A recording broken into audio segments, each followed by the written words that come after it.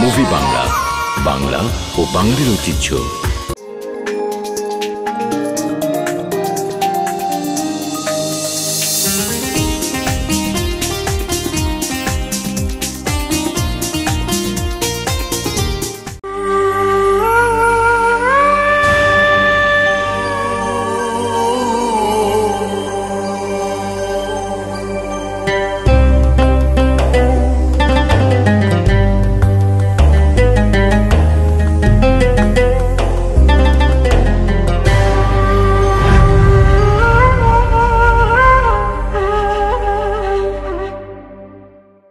আসসালামু আলাইকুম ওয়া রাহমাতুল্লাহি ওয়া বারাকাতুহু।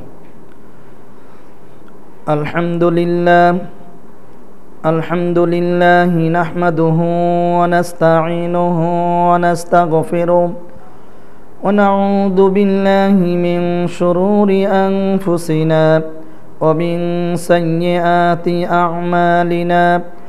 মান ইয়াহদিল্লাহু ফালা মুদিল্লা লাহু ومن يضلله فلا هادي له ونشهد أن لا إله إلا الله وحده لا شريك له وأشهد أن محمدا عبده ورسوله الذي أرسله بالحق بشيرا ونذيرا وداعيا إلى الله بإذنه وسراجا منيرا.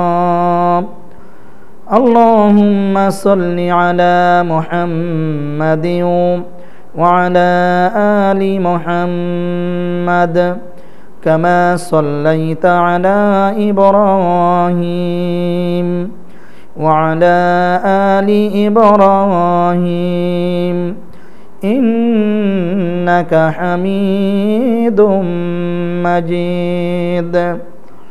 اللهم بارك على محمد وعلى آل محمد كما باركت على إبراهيم وعلى آل إبراهيم إنك حميد مجيد. সম্মানিত সুপ্রিয় দর্শক মণ্ডলী, মুভি বাংলা টেলিভিশনের নিয়মিত ইসলামিক অনুষ্ঠান কোরআন ও সুন্নাহর বাণী এই প্রোগ্রামের পক্ষ থেকে আপনাদেরকে আন্তরিক অভিনন্দন ও শুভেচ্ছা জানিয়ে আমার আলোচনা শুরু করছি। শুরুতেই আল্লাহ সুবহানাহু ওয়া তাআলার দরবারে আমরা শুকর আদায় করছি, যিনি আমাদেরকে এই পৃথিবীতে আশরাফুল মাখলুকাত, সৃষ্টির সেরা, তারপরে মুসলিম পরিবেশে মুসলিম ঘরে মুসলমান হিসাবে কবুল করেছেন। সেজন্যে সেই মহান মাবুদের দরবারে আমরা শুকর আদায় করছি, সকলেই পড়ছি আলহামদুলিল্লাহ। আমরা হজ্জের আলোচনা করতেছিলাম, হজ্জের ফরজ, ওয়াজিব এবং ঐতিহাসিক নিদর্শনাবলীর উপরে আমরা কথা বলছি। আজকের এই সময়ে গোটা পৃথিবী থেকে লক্ষ লক্ষ হাজী সাহেবগণ মক্কাতুল মুকাররমার উদ্দেশ্যে, বাইতুল্লাহ জিয়ারতের উদ্দেশ্যে কেউ রওনা হয়েছেন, কেউ যাবেন, কেউ গিয়েছেন। এটি আজ থেকে প্রায় ৫৫০০ বৎসর আগে হযরত ইব্রাহিম আলাইহিস সালাম এই দোয়া করেছিলেন। ওয়াইয ইয়ারফাউ ইব্রাহিমুল কওয়াইদা মিনাল বাইতি ওয়া ইসমাঈল রব্বানা তাকাব্বাল মিন্না ইন্নাকা আনতাস সামিউল আলিম। যখন ইব্রাহিম ও তার কলিজার টুকরা সন্তান ইসমাঈল আলাইহিস সালামকে নিয়ে যখন এই বাইতুল্লাহ নির্মাণ করলেন, বাইতুল্লাহর কাজ শেষ হওয়ার পরে আল্লাহ রব্বুল আলামিনের দরবারে ইব্রাহিম আলাইহিস সালাম এই দোয়া করেছিলেন, রব্বানা ওয়াজআলনা মুসলিমাইনি লাকা ওয়া মিন যুররিয়্যাতিনা উম্মাতাম মুসলিমাতাল লাক ওয়া আরিনা মানাসিকানা ওয়া তুব আলাইনা ইন্নাকা আনতাত তাওয়াবুর রহিম। ইব্রাহিম আলাইহিস সালাম আল্লাহ রব্বুল আলামিনের দরবারে এই দোয়া করেছিলেন, রব্বানা ওয়াজআলনা মুসলিমাইনি লাকা ওয়া মিন যুররিয়্যাতিনা উম্মাতাম মুসলিমাতাল লাক। আয় আল্লাহ তাআলা, আমাকে এবং আমার কলিজার টুকরা সন্তান ইসমাঈল আলাইহিস সালামকে আয় আল্লাহ তুমি তোমার আনুগত্যশীল বান্দা হিসাবে কবুল করে নাও। আয় আল্লাহ ওয়াজআলনা মুসলিমাইনি লাকা ওয়া মিন যুররিয়্যাতিনা উম্মাতাম মুসলিমাতাল লাক। আর আমাদের উত্তরসূরি সন্তানদের পক্ষ থেকে এমন একটি দল তুমি তৈরি করে দাও, যারা এই বাইতুল্লাহ আসবে, এই বাইতুল্লাহ জিয়ারত করবে, এই বাইতুল্লাহ তাওয়াফ করবে, এই বাইতুল্লাহ হারমাইনিস শরীফাইন দেখবে, এখানে সালাত আদায় করবে, এই ঘরকে পবিত্র রাখবে, এই ঘরে সিজদা করবে, এই ঘরে রুকু করবে, সাফা মারওয়া সাই করবে, উকুফে আরাফা করবে। আল্লাহ রব্বুল আলামিনের দরবারে হযরত ইব্রাহিম আলাইহিস সালাম এইভাবে দোয়া করেছিলেন, ওয়া আরিনা মানাসিকানা ওয়া তুব আলাইনা ইন্নাকা আনতাত তাওয়াবুর রহিম। সেদিন ইব্রাহিম আলাইহিস সালাম আল্লাহকে বলেছিলেন, মাবুদ গো, কিভাবে হজ করবে, হজ কিভাবে করবে, এই নিয়ম কানুন তুমি আমাদেরকে বলে দাও, আর আমাদের তওবাকে মাওলা তুমি কবুল করে নাও। আয় আল্লাহ তুমি সব দেখো এবং তুমি সব খবর রাখো।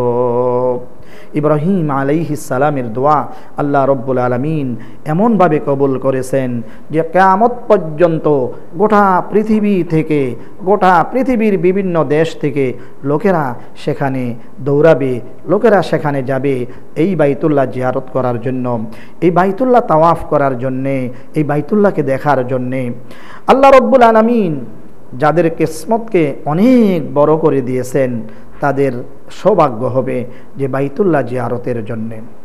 অতঃপর ইব্রাহিম আলাইহিস সালাম আরেকটি দোয়া তিনি করেছিলেন, রব্বানা ওয়াবআথ ফীহিম রাসূলাম মিনকুম ইয়াতলু আলাইকুম আয়াতিনা ওয়া ইউযাক্কিকুম ওয়া ইউআল্লিমুকুমুল কিতাবা ওয়াল হিকমা وَيُعَلِّمُكُم مَّا لَمْ تَكُونُوا تَعْلَمُونَ। ইব্রাহিম আলাইহিস সালাম আল্লাহকে বলেছিলেন, আয় আল্লাহ, আমার বংশধর থেকে এমন একজন পয়গম্বর, এমন একজন নবী তুমি প্রেরণ করবে, এমন একজন রসুল তুমি পাঠাবে, যিনি মানুষকে ইসলাহ করবে, মানুষকে ওহী ভিত্তিক জ্ঞান শিক্ষা দিবে, মানুষকে তথ্য ভিত্তিক জ্ঞান শিক্ষা দিবে, যিনি মানুষকে ইসলাহ করবে, মানুষকে পবিত্র করবে, আর হতভাগা মানুষগুলিকে টেনে টেনে জান্নাতের পথ দেখাবে। ইব্রাহিম আলাইহিস সালাম সেই সময় দোয়া করেছেন। আর ৩,৫০০ বৎসর পরে আখিরি নবী, বিশ্বনবী জনাবে মুহাম্মদুর রাসূলুল্লাহ সাল্লাল্লাহু আলাইহি ওয়াসাল্লামকে ওই ইব্রাহিম আলাইহিস সালামের বংশধর থেকে পৃথিবীতে পাঠিয়েছিলেন। বিশ্বনবী মুহাম্মদুর রাসূলুল্লাহ সাল্লাল্লাহু আলাইহি ওয়াসাল্লাম গোটা পৃথিবীর মানুষকে ডাকলেন আর বললেন, যাদের হজ ফরজ হয়ে গেছে তোমরা বসে থেকো না, বসে কোনো লাভ নাই। মনে রাখতে হবে, যাদের হজ ফরজ হয়েছে ফরজ হজ সামনে রেখে হজ করে না। ভাই আমি বলতে চাই, আল্লাহর নবীর সেই কথাগুলি আপনি কেন এখনো যাচ্ছেন না? কি জন্যে যাচ্ছেন না? কারণ আপনি মনে রাখবেন, আপনি হজ, আপনার উপরে হজ ফরজ হওয়ার পরে আপনি যত ব্যবসা বাণিজ্য করেন, চাকরি নকরি করেন, আর যতই সামনে সফলতার মুখ আপনি দেখতে চান, আপনি অবশ্যই কল্যাণমূলক কোনো সফলতা আপনার জিন্দেগিতে আসবে না। সুপ্রিয় দর্শক মণ্ডলী, আমাদেরকে এখান থেকে শিক্ষা গ্রহণ করতে হবে। ইব্রাহিম আলাইহিস সালাম তিনি সেই এত বৎসর আগে তিনি এই দোয়া করেছিলেন। সেই দোয়াটি আজকে দেখেন গোটা পৃথিবী থেকে, গোটা পৃথিবীর বিভিন্ন দিক থেকে লোকেরা ছুটে যাচ্ছে সেই বাইতুল্লাহ।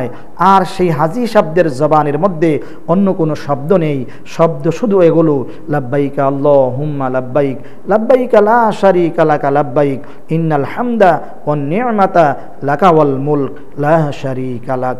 আমাদেরকে আল্লাহ রব্বুল আলামিন কবুল করুন, আমরা যেন বাইতুল্লাহ দেখার কিসমত আল্লাহ যেন করে দেন। সম্মানিত সুপ্রিয় দর্শক মণ্ডলী, গত পর্বে বলেছিলাম যে লিয়াশহাদু মানাফিআ লাহুম ওয়া ইয়াযকুরু ইসমাল্লাহ আলা মা রাযাকাহুম মিন বাহিমাতিল আনআম, যে যারা হজ করবে আল্লাহ রব্বুল আলামিন সেই বাইতুল্লাহর প্রেম তাদের কলিজার মধ্যে আল্লাহ পাক ফিট করে দিবে, বিশ্বনবীর প্রেম কলিজার মধ্যে ফিট করে দিবে, আল্লাহ সুবহান ওয়া তাআলার সেই মহানত্ব তার কলিজার মধ্যে ফিট করে দিবে। পরিশেষে আল্লাহ রব্বুল আলামিন তাকে পর্যাপ্ত রিজিক দিয়ে, সম্মানজনক রিজিক দিয়ে আল্লাহ পাক তাকে এই রিজিকের সফলতা দান করবেন। পাশাপাশি আর্থিক সফলতা, তারপরে শারীরিক সফলতা আল্লাহর পক্ষ থেকে বান্দার জন্য কবুল করে নেবেন। সুপ্রিয় দর্শক মণ্ডলী, বিরতিতে যাচ্ছি, বিরতির পরে বাকি আলোচনা নিয়ে ফিরে আসব।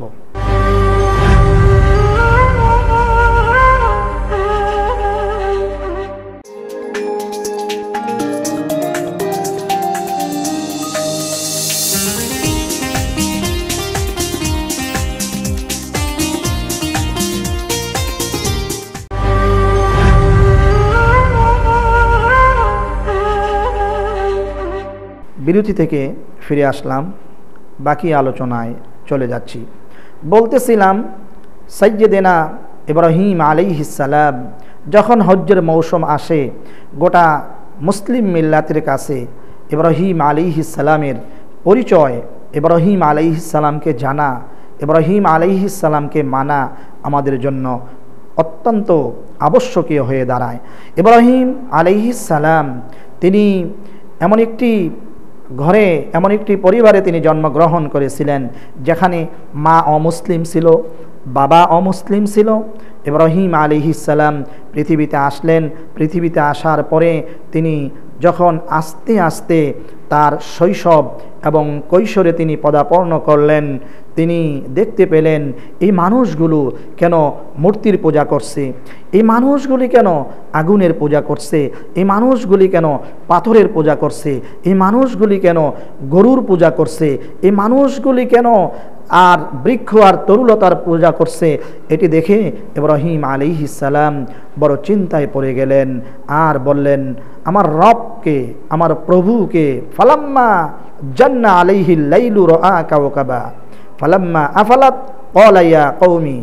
এইভাবে করে ইব্রাহিম আলাইহিস সালাম যখন রাতের আধার এসে গেল, আকাশের সেই তারকাপুঞ্জগুলি দেখে ইব্রাহিম আলাইহিস সালাম চিন্তা করতে লাগলেন, এই তারকাপুঞ্জগুলি কি আমার রব হতে পারে?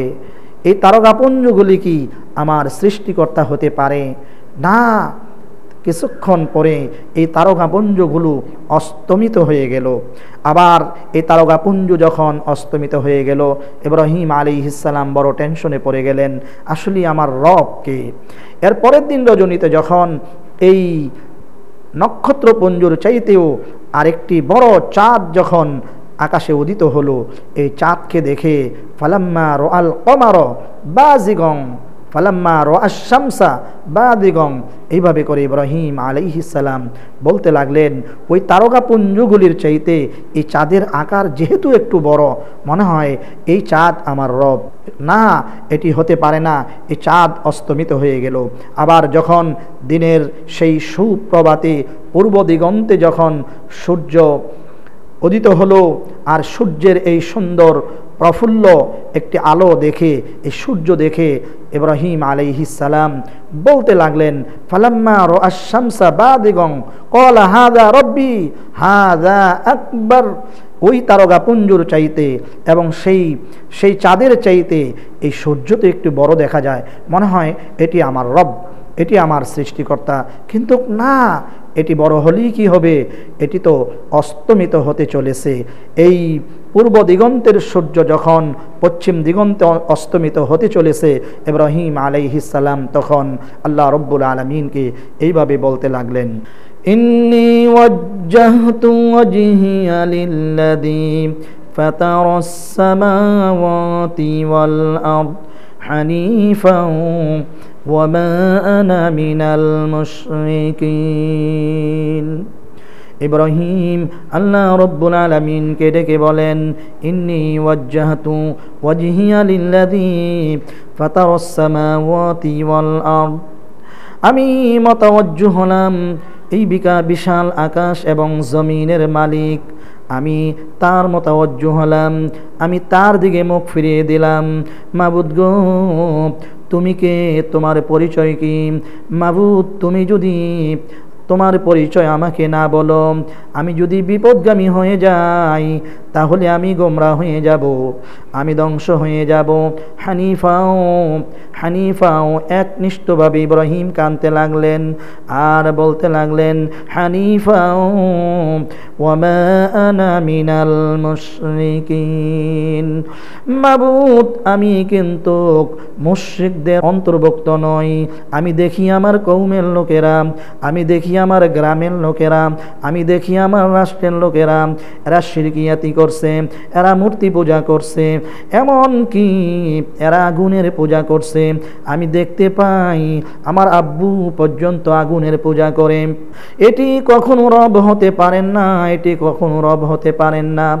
ইব্রাহিম আলাইহিস সালাম এইভাবে যখন আল্লাহ রব্বুল আলামিনের দরবারে কাঁদতে লাগলেন, আল্লাহ রব্বুল আলামিন ইব্রাহিমকে জানিয়ে দিলেন, ওয়াযকুর ফিল কিতাবি ইব্রাহিম ইন্নাহু কানা সিদ্দীকান নাবিয়্যা। ইব্রাহিম সুন্দর পথ পেয়ে গেলেন। তখন ইব্রাহিম ছোট, ওই কৌমের মধ্যে, ওই রাষ্ট্রের মধ্যে রাষ্ট্রীয়ভাবে বড় বড় মূর্তি বানানো হতো, সেই মূর্তিগুলি পূজা তারা করতে হতো। একটা নির্দিষ্ট সময় তাদের একটি আনন্দের দিন, তাদের একটি বড় দিন। এই দিনে সকল মানুষ যখন ওই তাদের আনন্দখানায় চলে গেল, তাদের মেলায় চলে গেল, ইব্রাহিম আলাইহিস সালাম তখন ছোট। ইব্রাহিম আলাইহিস সালামকে বলা হলো, ইব্রাহিম তুমিও আমাদের সাথে চলো। ইব্রাহিম আলাইহিস সালাম সেই দিন বলেছিলেন, ক্বালা ইন্নী সাকিম, আমি অসুস্থ, আমি যেতে পারবো না। সাকিম মানে হচ্ছে আমি অসুস্থ। এই সাকিমের ব্যাখ্যা হচ্ছে দুইভাবে এই ব্যাখ্যা আসছে, যে একটা হচ্ছে শারীরিক অসুস্থ, আরেকটি হচ্ছে মানসিক অসুস্থ। আসলেই ইব্রাহিম আলাইহিস সালাম শারীরিকভাবে তিনি কোনো অসুস্থ ছিলেন না, তিনি মানসিকভাবে অসুস্থ হয়ে পড়লেন এজন্যে যে তার কওমের লোকেরা, তার মা বাবা পর্যন্ত, তার মহল্লার লোকেরা, তার রাষ্ট্রের লোকেরা আল্লাহ তাআলাকে ছেড়ে এরা মূর্তির পূজা করত। আর তারা নমরুদকে খোদা বলে জানতো, নমরুদকে সৃষ্টিকর্তা বলে জানতো। এটি কখনো হতে হতে পারে না, এটি শিরিক, ইন্না শিরিকা লা যুলমুন আযীম। ইব্রাহিম আলাইহিস সালাম এই কথাটা এইভাবেই তিনি বলেছিলেন, ওয়ামা আনা মিনাল মুশরিকিন, আমি মুশরিকদের অন্তর্ভুক্ত নই। ইব্রাহিম আলাইহিস সালাম সেই মেলাতে আর গেলেন না, সকলেই চলে গেলেন, ছোট বড় উঁচু নিচু সকল প্রকারের মানুষ সব চলে গেল মেলার মধ্যে। ইব্রাহিম আলাইহিস সালাম একটি সুবর্ণ সুযোগ পেলেন, মূর্তির ঘরগুলিতে ঢুকলেন। স্পেশাল প্রত্যেকটা বাড়ির মধ্যেই এক একটা মূর্তির ঘর ছিল। এই মূর্তির ঘরগুলিতে ঢুকে একটা কুঠার দিয়ে সবগুলি মূর্তি ভেঙ্গে চুরমার করে দিয়েছে। বড় মূর্তিরটা না ভেঙ্গে ওই বড় মূর্তির কাঁধের মধ্যে কুঠারটা ঝুলিয়ে রেখে দিয়েছে। অতঃপর সকলেই যখন সেই মেলা থেকে ফিরে আসলো, ফিরে আসার পরে দেখতে পেল প্রত্যেকটা বাড়ি, প্রত্যেকটা কওমের, প্রত্যেকটা গ্রামের যেই সমস্ত মূর্তির ঘরগুলি ছিল, একটা মূর্তিও নেই, সব মূর্তি ভেঙ্গে চুরমার করে মাটিতে ফেলে রেখে দিয়েছে। আর একটা বড় মূর্তির কাঁধের মধ্যে সেই কুঠারটা রেখে দিয়েছে। এখন সকলে যে তাদের খোদা, তাদের প্রভু, তাদের সেই প্রভু নমরুদের দরবারে সকলেই চলে গেল। নমরুদের দরবারে যখন গেল, গিয়ে বলল, আমাদের মূর্তিগুলো, আমাদের খোদাগুলো সব ভেঙ্গে টুকরা টুকরা করে দিয়েছে, কে এই কাজ করেছে আমরা জানি না, তবে আমাদের সন্দেহ হচ্ছে আজর ব্রাহ্মণের ছেলে হযরত ইব্রাহিম আলাইহিস সালাম ছাড়া এই কাজ কেউ করেন নাই। আজর ব্রাহ্মণ ইব্রাহিম আলাইহিস সালাম, তার আব্বার নাম আজার, এটি কোরআনের ভাষা। আসলে এই আমাদের দেশে দেখেন তার নাম কিন্তু আসলে আজার ছিল না।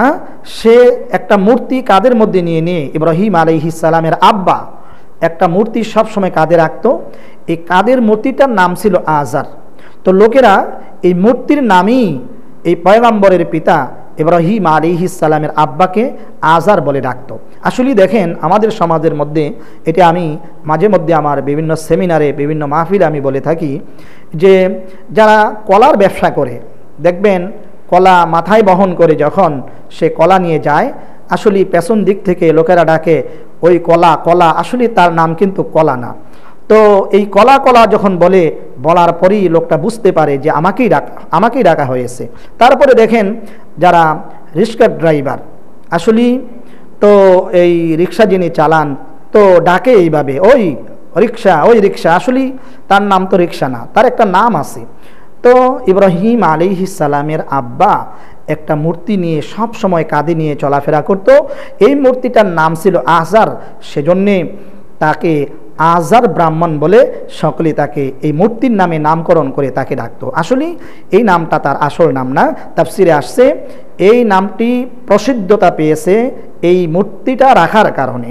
তার একটি নাম ছিল তারিক, কিন্তু সেই নামটি লুকায়িত হয়ে গেল তার এই মূর্তির কারণে, তার এই অভ্যাসের কারণে। অতঃপর এই খবর যখন পৌঁছল নমরুদের কাছে যে ইব্রাহিম সারা আজর ব্রাহ্মণের কলিজার টুকরা সন্তান ইব্রাহিম আলাইহিস সালাম এই কাজ কেউ করেন নাই। অতঃপর ইব্রাহিম আলাইহিস সালামকে খবর দেওয়া হলো। ইব্রাহিম আলাইহিস সালাম বললেন যে তোমরা কি দেখো না যে একটা বিরাট মূর্তির কাঁধের মধ্যে যেই কোঠারটি ঝুলানো আছে, সেই মূর্তি হয়তো সবগুলি মূর্তি ভেঙ্গে চুরমার করে ফেলেছে। তখন লোকগুলি এভাবে বলল, হায় তোমার কি মাথা নষ্ট হয়ে গেছে? তুমি কি জানো না এই মূর্তিগুলি কথা বলতে পারে না, চলতে পারে না, খাইতে পারে না।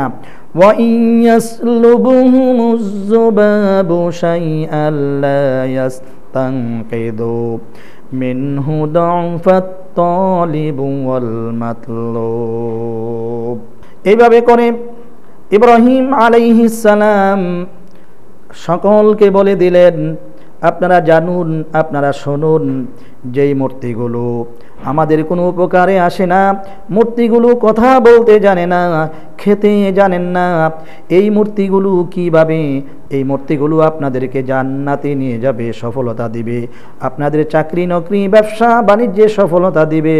ওয়ামা আনা মিনাল মুশরিকিন, এটি যারা করবে সব মুশরিক। এই গায়রুল্লাহকে পূজা করা যাবে না, এটি করা হারাম, এটি কোনো অবস্থাতেই করা যাবে না। সুপ্রিয় দর্শক মণ্ডলী, বাকি আলোচনাগুলি নিয়ে আগামী পর্বে আপনাদের সামনে উপস্থিত হব ইনশাআল্লাহ। আজকের মতো এখানেই সময় শেষ হয়ে গেছে। আজকের এই আলোচনা থেকে আমরা শিক্ষা গ্রহণ করছি যে অবশ্যই আমাদেরকে হজ্জে বাইতুল্লাহ আমাদেরকে যেতে হবে। আল্লাহ আমাদেরকে তৌফিক দান করুন। ওমা তৌফিকি ইল্লা বিল্লাহ ওয়া আখিরু দাওয়ানা আনিল হামদুলিল্লাহি রব্বিল আলামিন।